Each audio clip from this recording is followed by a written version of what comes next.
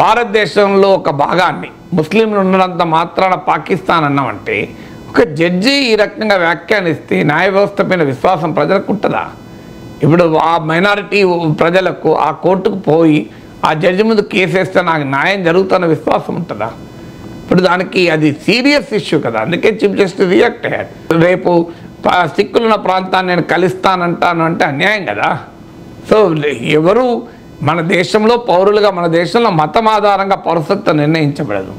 ఈ భారతదేశంలో ఉన్న ఏ భూభాగాన్ని కూడా పాకిస్తాన్తో పోల్చడం అనేది అర్థం లేని ఆర్గ్యుమెంట్. సో దానికి భారతదేశ భూభాగం పాకిస్తాన్ ఎట్లవుతుంది? సో రేపు ఇది ఎక్కడికి పోతుంది? సమాజంలో ఏ రకమైన విచ్ఛిన్నకరమైనటువంటి పోకర్లకు దారితీస్తుంది, మత ఉద్రిక్తలు దారితీస్తుంది. ఒక బాధ్యతాయుతమైన జడ్జి ఆ రకంగా మాట్లాడితే న్యాయ వ్యవస్థ విశ్వసనీయత, న్యాయ వ్యవస్థ పట్ల నమ్మకము, క్రెడిబిలిటీ పోతుంది కదా. అది చీఫ్ జస్టిస్ అన్నది.